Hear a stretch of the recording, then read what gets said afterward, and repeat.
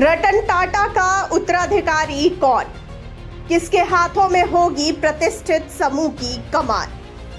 क्या सौतेले भाई की दावेदारी सबसे मजबूत है?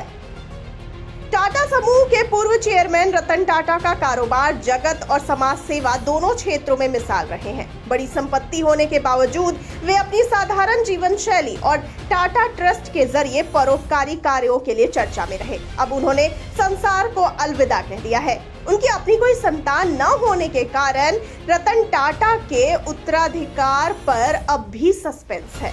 सवाल उठ रहा है कि 33.7 ट्रिलियन रुपए के टाटा के साम्राज्य की कमान अब किसके हाथों में होगी?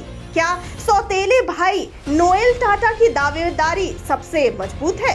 तो आपको बता दें कि रतन टाटा के संभावित उत्तराधिकारियों में नोएल टाटा सबसे मजबूत दावेदार माने जाते हैं। नवल टाटा की दूसरी पत्नी सिमोन से जन्मे नोएल टाटा रतन टाटा के सौतेले भाई हैं। यह पारिवारिक बंधन नोएल टाटा को टाटा की विरासत हासिल करने के मामले में पहले नंबर पर रखता है। हालांकि उनकी बढ़ती उम्र को देखते हुए उनके 3 बच्चों में से किसी एक पर भी जिम्मेदारी दी जा सकती है। नोएल टाटा के 3 बच्चों में माया टाटा, नेविल टाटा और लिया टाटा शामिल हैं। इसके अलावा रतन टाटा के एक छोटे सगे भाई भी है, जिम्मी टाटा, जो हमेशा सुर्खियों और टाटा समूह की गतिविधियों से दूर रहते हैं। आइए अब जानते हैं नोएल टाटा के 3 बच्चों पर फिलहाल कौन सी जिम्मेदारी। तो आपको बता दें कि 34 वर्षीय माया टाटा समूह के भीतर महत्वपूर्ण प्रगति कर रही है। बेएच business school of university of Warwick से पढ़ी माया ने टाटा अपॉर्चुनिटीज फंड और टाटा डिजिटल में महत्वपूर्ण भूमिकाएं निभाई हैं। टाटा न्यू ऐप को लॉन्च करने में उनका महत्वपूर्ण योगदान था। ये उनकी रणनीतिक कुशाग्रता और नजरिए को दिखाता है।